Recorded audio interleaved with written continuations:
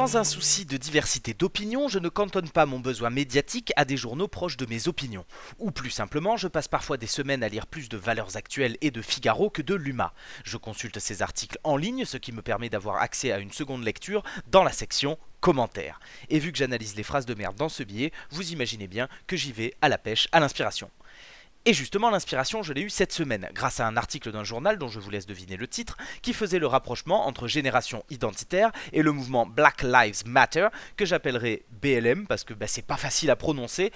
En substance, cet article nous présentait Génération Identitaire comme une organisation pacifique de lanceurs d'alerte sur les vagues migratoires, tandis que BLM était dépeint comme de violents racistes anti-blancs qui étaient en lice pour recevoir le prix Nobel de la paix. Et honnêtement, je suis pas là pour vous faire l'apologie de ce mouvement de lutte des Afro-Américains contre les violences systémiques qu'ils subissent, déjà parce que la politique américaine c'est pas la politique française et qu'on serait mal avisé de s'imaginer bien comprendre les enjeux qui touchent ce pays, mais en plus parce que à part l'affaire George Floyd et une histoire de tag sur des statues, je n'ai pas suivi l'actualité de cette lutte. Par contre, si on parle de génération identitaire, j'ai déjà plus de choses à me mettre sous la dent. Et faudrait pas non plus pousser mémé dans le mensonge en les qualifiant de gentils pacifistes lanceurs d'alerte. Et justement, en me plongeant dans les commentaires de cet article, j'ai déniché quelques phrases de merde chez leurs supporters qui démontrent qu'en politique, la droite de la droite n'est pas la dernière sur le terrain de la mauvaise foi. La première chose frappante dans les commentaires que j'ai lus est le paradoxe dans le fait de se plaindre de ne plus pouvoir rien dire dans ce pays, tout en souhaitant que l'on empêche de dire dans les commentaires. Un appel incessant aux modérateurs pour faire taire ces gauchos qui viennent mettre leur grain de sel dans la conversation. Cette maraude très présente à l'extrême droite qui condamne le discours qu'ils jugent victimaire des racisés, tout en jouant les victimes dès qu'on les critique pour jouer la carte du « Ah mais moi je dis tout haut ce que les gens pensent tout bas hein ». Quand on laisse des plages horaires d'émissions à des mecs comme Zemmour ou Pascal Praud et que le Rassemblement National fait au moins un plateau par jour, c'est sacrément gonflé d'aller chouiner qu'on ne vous laisse rien dire. Et puis il ne faut pas confondre censure et condamnation pour incitation à la haine. C'est votre droit de penser qu'il y a trop de migrants qui rentrent dans le pays, c'est une opinion, de mon point de vue une opinion de merde, mais une opinion. Mais si vous ajoutez à cette opinion qu'on devrait envoyer l'armée pour faire le ménage ou qu'une petite ratonnade ça leur ferait passer l'envie de venir, eh ben là c'est de l'incitation à la haine. C'est pas très compliqué hein.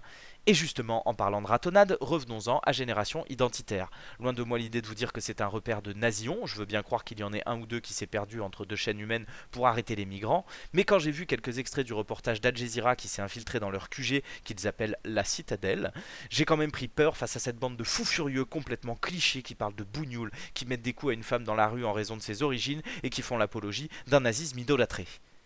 Alors quand je vois encore dans ces mêmes commentaires des lecteurs de l'article faire de ces cinglés les défenseurs de notre civilisation européenne vieille de 2000 ans, je crois qu'on n'a pas vu les mêmes images.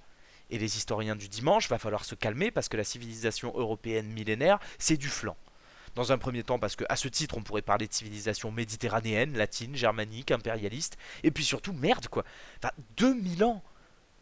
2000 années, bordel, les gars, avec des dynasties, des langues changeantes, des périodes d'abondance, de famine, des guerres, l'arrivée de la démocratie et des républiques, des régimes fascistes, les dictatures, l'industrie. Si tout ça, ça représente une seule civilisation à l'échelle d'un continent, mais elle a une sale gueule. Cette façon de faire référence au passé comme s'il était tout bien entre Européens et que les méchants migrants sont venus foutre le bordel, c'est un crachat au visage des historiens et des gars qui sont morts pour que vous puissiez écrire vos conneries dans des commentaires.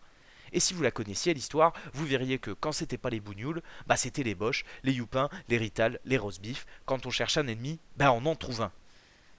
Et puis est venu un commentaire qui m'a achevé. Ils ont tout compris et pensent à l'avenir de nos enfants et petits-enfants. Eh ben moi aussi, Jean-Marine, j'y pense à l'avenir de nos enfants et petits-enfants. Et je me dis que pendant qu'une bande de tocards réfléchissent à comment remettre à la mer des familles entières, moi je pense à la planète dégueulasse qui va leur servir de terrain de jeu. Et je pense aussi aux crises économiques qu'ils vont éponger alors que c'est pas eux qui ont pris la douche. Et je pense que la plupart d'entre eux ont grandi dans des milieux cosmopolites et qu'ils doivent bien vous prendre pour des cons avec vos fixettes. Et le pire dans tout ça, c'est que je vais continuer à lire ce journal. Parfois j'y trouve de bonnes surprises, des idées qui me remettent en question, et malgré une majorité de torchons au racisme à peine dissimulé, je suis quand même content d'aller faire un tour dans les commentaires et d'y trouver matière à penser. À la semaine prochaine. 1, 2, 3,